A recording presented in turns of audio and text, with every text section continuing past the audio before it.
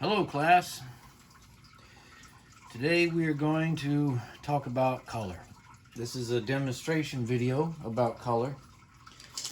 If you read the supply list on your syllabus, there is a list of colors, some that are required and then others that are recommended. And we're going to talk about the recommended colors today. I required you to get the earth tones. I required you to get your primary colors, cad yellow medium, cad red medium, and ultramarine blue. Here's examples of each of those three. Alright, cad yellow medium, cadmium red medium, and ultramarine blue. There are, however, some other colors on your list, what I like to call the alternative primary colors. Hansa yellow, which is a very cool yellow. Alizarin crimson, which we can do some interesting things with. And then there's actually two additional blues. One is a cobalt blue. I highly recommend this color. And the other is a cerulean blue. Now cerulean blue, actually there's two types. There is cerulean blue hue and then pure cerulean. The cerulean blue pure is a little more expensive and it's a slightly different color. The cerulean blue hue is a chemical dye. It's an artificial color, but it's a warmer blue than what the ultramarine is. Can do some interesting things with both of those. And the cobalt blue, which is not as dark in value as the ultramarine, but it's far more opaque, and it is an excellent blue to have when painting things like a sky. Okay, so these are alternative primaries, and I want to show you a little bit of what they do. If you look at this palette, you can see I've already squeezed some out. Here we have the cadmium yellow medium, and then this is the Hansa yellow medium. Notice how it's cooler, right, in its tonality, in its temperature. It's like this sunflower yellow or something, right? Very kind of spring cool yellow, whereas this is a very warm yellow. Reds. This is our standard cadmium red medium. There's all kinds of reds, folks. There's actually a cadmium deep. All right, cadmium red deep, that's what that is, that little dot right there. I have some. It's a good color. I don't use it very often. All right. It's the color of blood. There's also rose madder. That's a color that comes down to us from classical painting, neoclassical painting. Very good color. Makes really, really good pinks. But the one I'm having you get, the one I'm asking you to get, the one I'm recommending you get is the alizarin crimson. That's that right there. That's a warm red. That's our cadmium red. That's alizarin crimson. And look how dark it appears to be. It's not as opaque. Ooh, excuse me. I jostled my table. It's not as opaque as the cad red medium is, but it makes wonderful violets and really interesting pinks. And the oranges we can make from it are also interesting. I'm going to show you that in just a moment. Here, see this little dot right here? That is ultramarine blue. Look how dark it is. That, on your camera, on the camera, that appears to be black, but it's not. It's ultramarine blue. That right there, that's cobalt blue. Very good blue. I'll show you what it can do. That is the cerulean blue hue. If your color says hue, it means it's a chemical dye, okay? It's an artificially produced color. This is the cerulean blue pure. And perhaps you can see that they are, in fact, slightly different colors. The cerulean blue hue tends to be warmer in its value, or in its tonality, I should say. Now, let's play around with this color for a moment. Let me find some more of my ultramarine blue. The first thing I'm going to do is make a violet. Okay, a violet. Purple. Okay, So I'm going to get my palette knife. Going to put some oil down on my paint. Just a few drops of oil, right? Oil your color. Okay, the oil makes it go. The oil is the vehicle.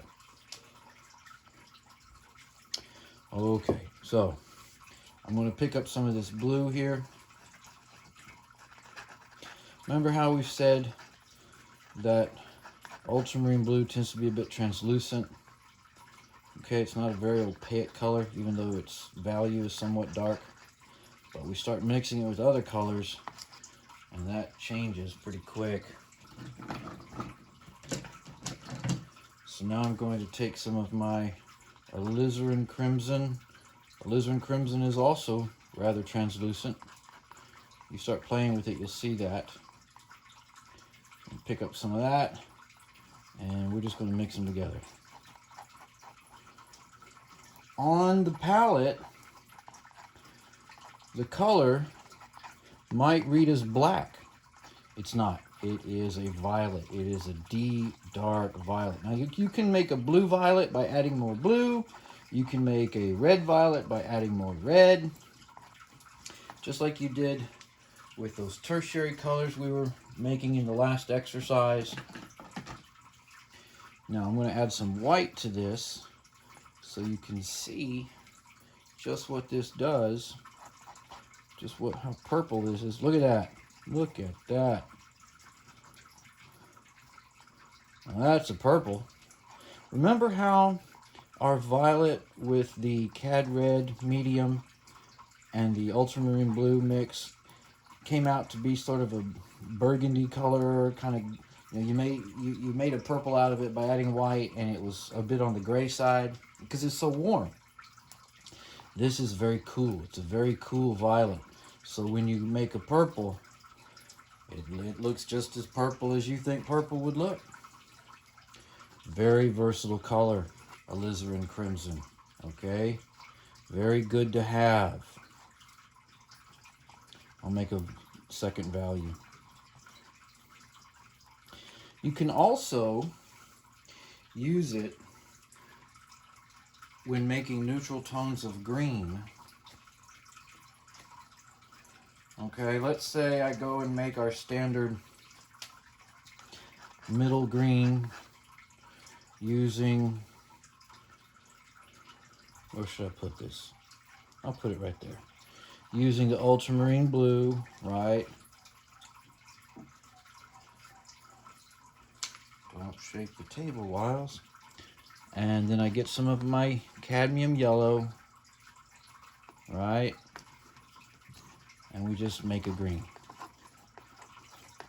That's actually a blue-green because it's very dark. So let's add a little more yellow to that. What I want to show you is how you can use the alizarin crimson to make a neutral tone of green and create a deep, dark forest green, okay? You know what? I want to squeeze out a little more paint because it's not that much. I got a couple things I want to do with this today.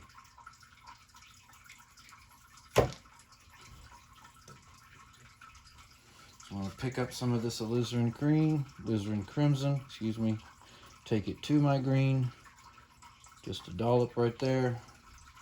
I'm going to mix it into my green. Oops. Oops. That came out a little more purple than I wanted. You know what that means? That means that my green was not as green as it needed to have been. There we go. I add a little more yellow to it. Look at that. Neutral tone. Neutral tone. Can you see that?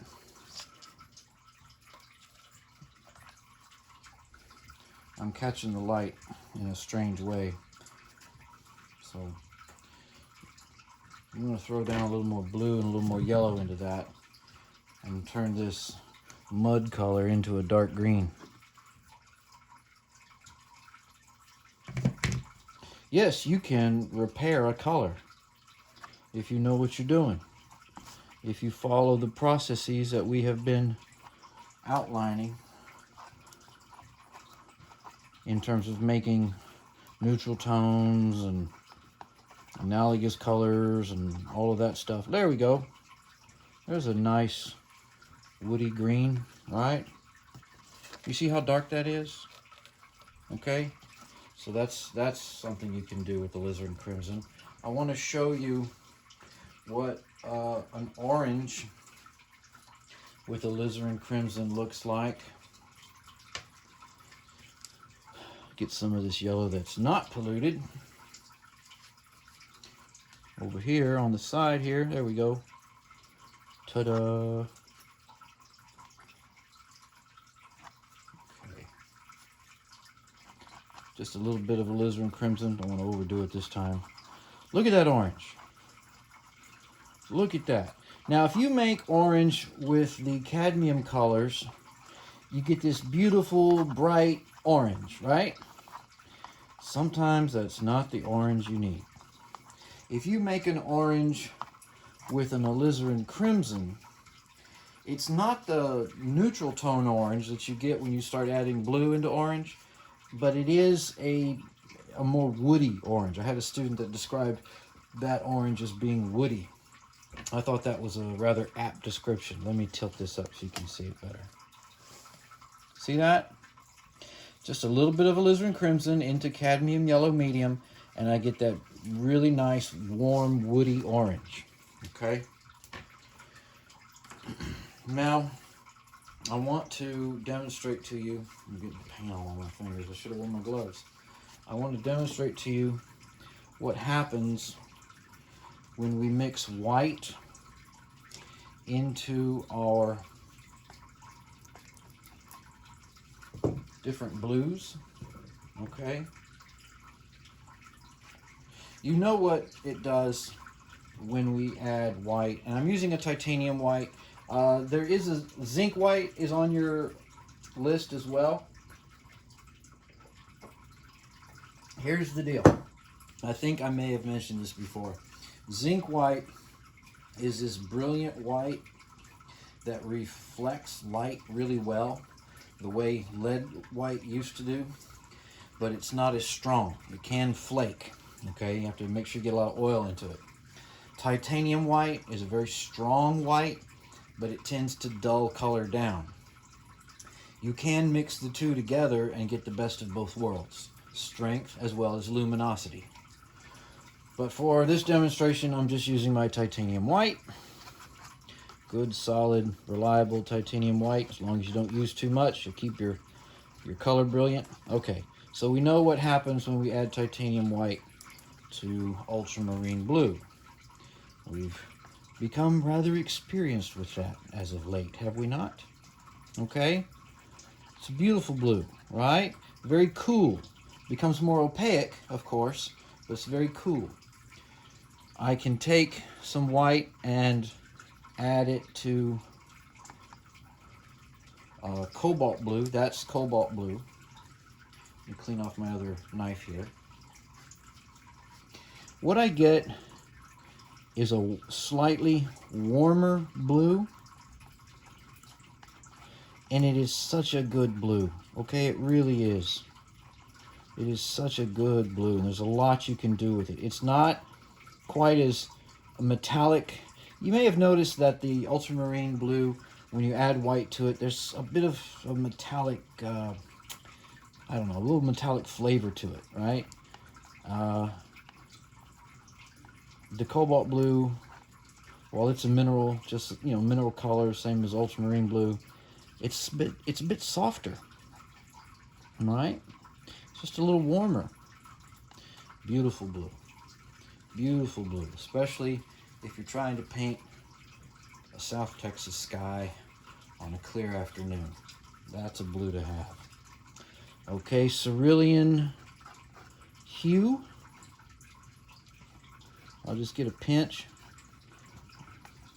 Oh no, it won't. I need to get more. That's cerulean blue hue. It's almost like a powder blue, right? It's a warm powder blue. And then Cerulean Blue Pure. And we'll tint that, or some of it anyway. It's cooler. It's not quite as warm in its tone and its temperature as the Hue.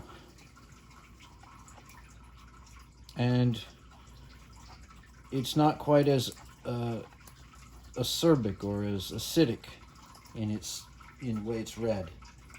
It's a little more powdery, isn't it? Soft powder blue. That's a good blue when you're painting down close to the horizon. Okay, cerulean blue. It's a good blue to have. And let's look at the kind of greens we can get when we use it. Get that white off of there. When we use it with our Hansa yellow. I want to shift this around so you can see it more clearly. There we go. Okay, cadmium yellow medium, Hansa yellow. The Hansa yellow comes out of the tube a bit on the pasty side, and that can change from one brand to another.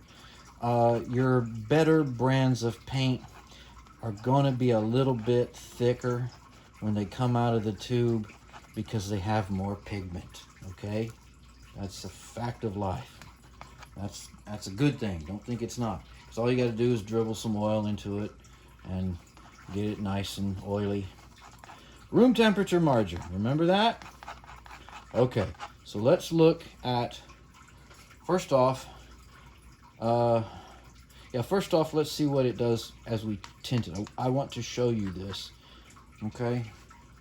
This makes a beautiful tint, right? Look how luminous that is. Look how bright. Look how cool. Look how soft. I can even add more white and pale it down even further. Okay, so it's just a wonderful yellow, and it's a real good transition from the warm cadmium. I mean, that's a great yellow. You can do so much with it. This is a good yellow to augment what you can do with this. Ideally, folks, you have a warm and a cool of each primary, and then you can mix all the secondaries and tertiaries and neutral tones to your heart's delight as needed, and understand what the tonal relationship is, the temperature of the color. Okay, that's why we went over that so much with those earth tones, just to get you used to that idea. Okay, because it plays out with the colors as well. Okay, I want to make a green using the Cerulean Hue and the Hansa yellow. That may be too much blue. Nope, that worked good. Okay, look at that green. That electric lime green, right? That Kermit the Frog green. It's not that warm, tree green that we see when we mix cad yellow and ultramarine blue. It's this bright, fresh, springtime, Easter grass, brand new mesquite tree leaves coming up in the spring. That's the kind of green it is. Look at that. Beautiful, gorgeous green.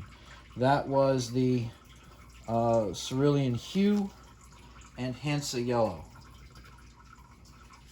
Let's do that again, this time using the Cerulean Pure.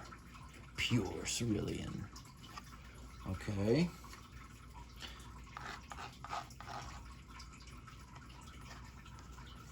Ta-da! And then how green do you want it? Well, that depends on how much blue is in it. You want a yellow green, you want a middle green, you want a blue green. I'm going to do both. I've got a middle green and a yellow green. Look how pale that is. It's so soft, right? Look at that. Beautiful color. So, if you're painting in the backyard, hint, hint, hint, Easter egg. if you're painting the backyard and part of the grass is in the sunlight and part of the grass is in the shade, what shall we do? I don't know. How do we handle that? I'm just not so sure. Ta-da! Okay? And then if you add a little white to it, let's play with that even. Don't finger paint, folks, okay? There you go. I made a tint out of my yellow-green from Cerulean Blue and Hansa Yellow. Let's see, Hansa Yellow used to make orange. You can do it. It's possible. It can be done. To be honest, I haven't had much occasion to need to do that. Consider, if you will, Hansa Yellow, the cool yellow. You guys are too young to know who Rod Serling is, don't you? Okay. So Hansa Yellow, and let's make an orange with some Cad Red. Okay. Ooh, way too much red. That Cad Red is such a strong color. Look at that. Ugh. Way too much. Okay. Live and learn. All right, again, we get that more pastel-y, cool version of orange. Okay, that's because the Hansa Yellow is so cool. Look at that. All right. I think that might be a good color for flower petals. You know how soft the color on flower petals are? It looks real bright, but you get up close to it, and it's this very soft color. I've seen color like that on flower petals. So that might be a good yellow to make an orange with if you're painting flower petals. Okay. Now, this is a demonstration. Let me prop this up so it can be seen without all this glare. And we'll just move our camera. I know, I'm rocking the world. There we go. This is a demonstration of what our alternative primaries can do. Okay, you have the standard primaries, Cad Red medium, Cad Yellow medium, Ultramarine Blue. I'm calling them the standard primaries because they're standard for my class. That's what I'm saying. But then you can also have other types of red, and I'm recommending Alizarin Crimson as a cool red, and then you've got Cobalt Blue and Cerulean Blue. Those are two good blues to have, and then Hansa Yellow as a cool yellow. All right, and we can mix all kinds of fun things. All those beautiful, gorgeous purples from Alizarin Crimson. You can't get that. You can't get violets like that, you know, with Cad Red. You can only get them with Alizarin Crimson. Cooler greens with Cerulean and Hansa Yellow. Look how pale and soft Hansa Yellow is when you tint it. And then my little disaster over here, all this delicious neutral tone paint. That was a middle green with too much Alizarin Crimson, and then I tried to rehabilitate it, but it's a very rich dark. Okay, so if you want, okay, there's the principle. There's the thing to keep in mind. If you want really rich darks, you probably should be playing with Alizarin Crimson. Okay, because you can get them. You can get them that way. Now, my paint's dripping, so I'm going to put it back down. No, I'm not. Just let it drip. Painting number 5. And I'm going to get a demonstration video out to you this week, knock on wood, about painting number 5. Painting number 5 is a landscape painting. You're going to go outside. You're going to choose your location. I'm going to do a demonstration video in my backyard. I'm going to show you what to do. It is a situation where you are responding to observation. You are trying to match the color that you see, okay? You're responding to observed color. So there's not a limited palette like there has been for the last 2 assignments. Well, all the assignments really have had limited palettes. You don't get a limited palette to depend on. You've actually got to make some judgments based on your observations and based on your experience with mixing color. So that's what's coming up, okay? There'll be a little exercise in conjunction with painting number 5. And then guess what, folks? The exercises will be done. Yay! There was 5 exercises over the semester. I told you 5. You should be on number 4 already. And the 5th one will be in association with painting assignment number 5. Boom. Okay, so let me clarify something. Exercises and painting assignments are 2 separate things, okay? You have one exercise grade that has 5 parts. You do all 5 exercises to my approval, and you're done with that, and you get an A for exercise grade. It's a grade. It's a separate grade. Each painting assignment has its own grade, okay? The exercises, or at least the first 4 exercises, correlated to the various color theory principles that I was introducing you to. The 5th exercise will correlate to painting assignment number 5 and will have to do with the subject matter, which is going to be a landscape. Let me put up a quick little demonstration of just a subject, just a quick demo of what a landscape painting is. For those of you who don't know, blurb. Okay, that's a landscape painting. That's the tree in my front yard before the freeze. All the cactus died. It just turned brown. But that's what it looked like before that. Okay, so what you're going to do is choose a space, choose an exterior space, set yourself up, and we're going to respond to observed color. We're going to take all of our colors and try to match what we see. Here's what we're not going to do. Here's what we're not going to do. No, no, no, no, no.